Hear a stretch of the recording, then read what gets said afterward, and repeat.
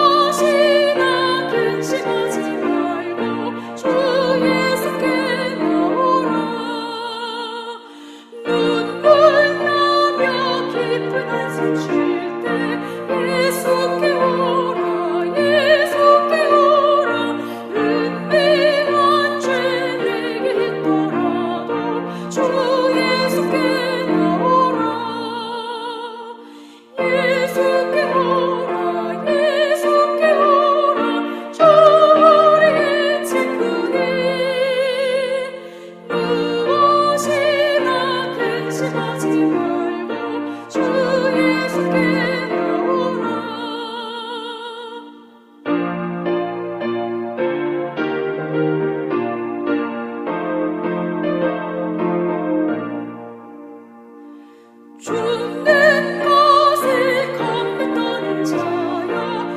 예수께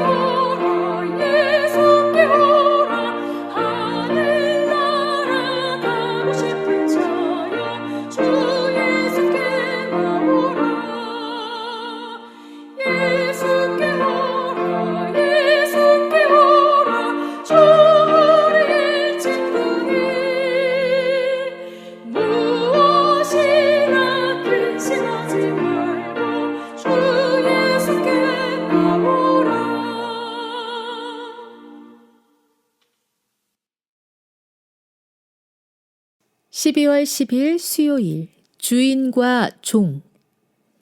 이후로는 종과 같이 대하지 아니하고 종 이상으로 곧 사랑받는 형제로 둘 자라. 내게 특별히 그러하거든 하물며 육신과 주 안에서 상관된 내게랴.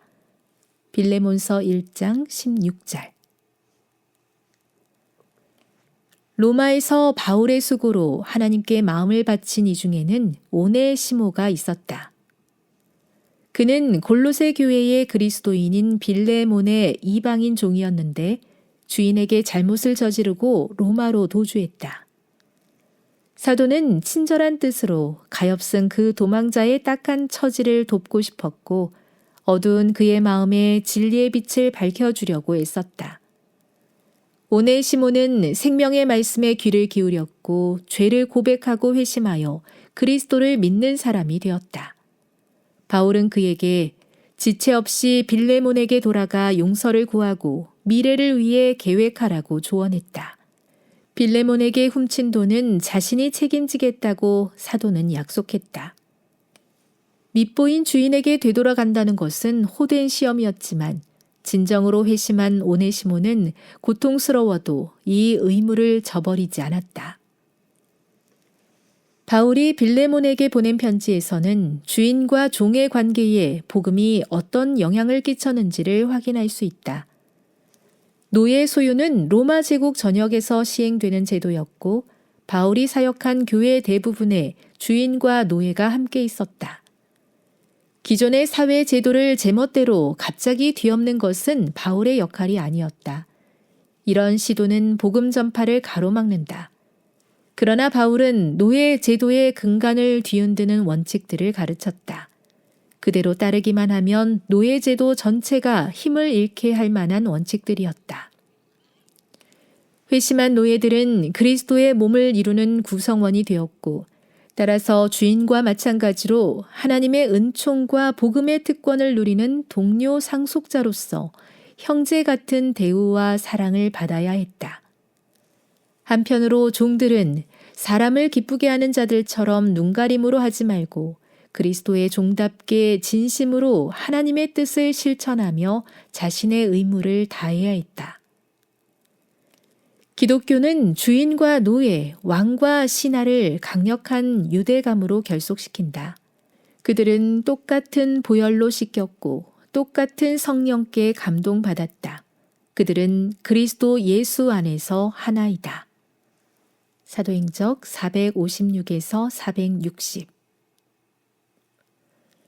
이후로는 종과 같이 대하지 아니하고 종 이상으로 곧 사랑받는 형제로 둘 자라. 내게 특별히 그러하거든 하물며 육신과 주 안에서 상관된 내게랴. 빌레몬서 1장 16절.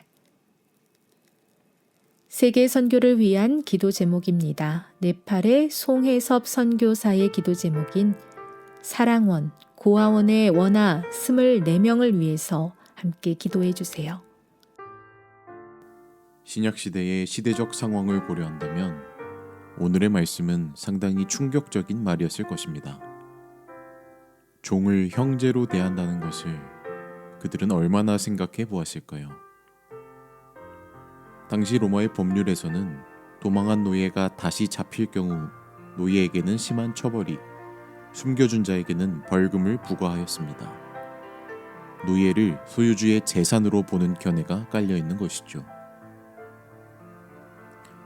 오네시모가 빌레몬을 떠난 이유도 빌레몬이 어떤 사람이었는지도 우리는 알 수 없지만 바울과 오네시모의 만남은 오늘 우리에게도 메시지를 주고 있습니다.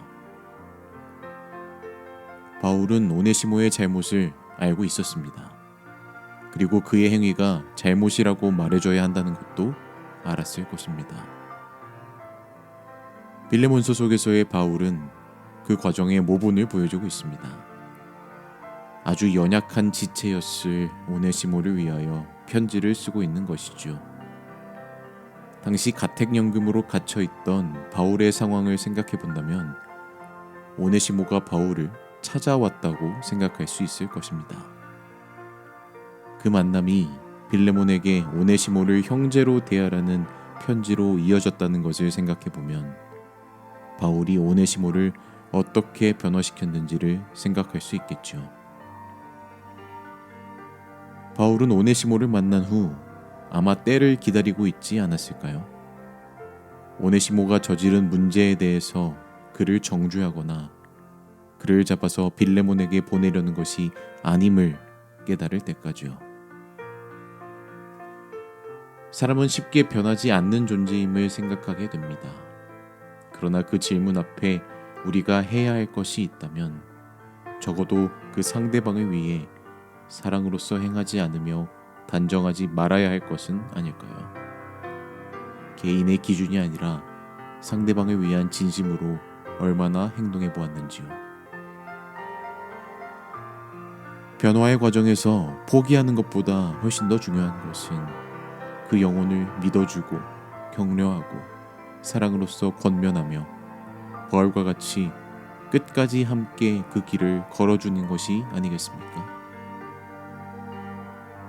고린도전서 4장 15절에는 이런 말씀이 있습니다. 그리스도 안에서 1만 스승이 있으되 아버지는 많지 아니하니 그리스도 예수 안에서 내가 복음으로써 너희를 낳았습니다. 정죄하며 가르치는 스승보다 사랑으로 가르치는 부모가 될 수 있었던 바울. 바울과 오네시모, 빌레몬의 이야기에서 발견할 수 있는 메시지는 오늘날의 우리 또한 바울과 같이 영적 아버지가 되어달라는 메시지는 아닐까 생각해 봅니다. 교회 안이든 밖이든 우리가 살아가는 시간 속에서 누군가보다 먼저 하나님의 복음을 깨달았다면 상대방에게 스승보다 사랑하는 아비가 되어줄 수 있지 않겠습니까? 변화는 오늘 우리를 통해서도 일어날 수 있으리라 믿습니다. 어쩌면 복음을 전하였던 바울의 삶 속에서 나타난 가장 강력한 영적 교훈 중 하나는 바로 우리는 모두 그리스도 예수 안에서 하나라는 메시지일 것입니다. 주인과 종, 왕과 신하, 부모와 자녀 모두가 그리스도 안에서 하나라는 것이죠. 끝까지 오네시모를 위한 최선을 다하는 동시에 빌레몬을 위해서도 정중하게 권면하며 편지한 바울.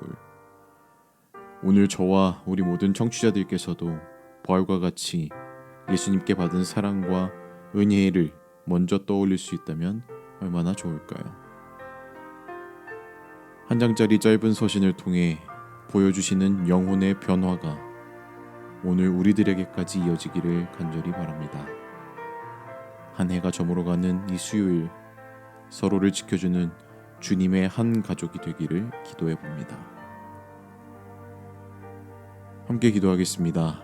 살아계신 하나님, 믿음의 여정 걸어가는 동안 마주치는 문제들, 만나게 될 사람들이 있을 줄 생각하게 됩니다. 그 모든 순간 속에서 바울과 같이 하나님의 일하심을 바라고 경험할 수 있도록 우리의 삶에 함께하여 주옵소서. 성령 하나님 감동하여 주셔서 예수 안에 한 마음 품은 가족으로 살아갈 수 있는 청취자들 되게 하여 주옵소서. 사랑하는 예수 그리스도의 이름으로 기도합나이다.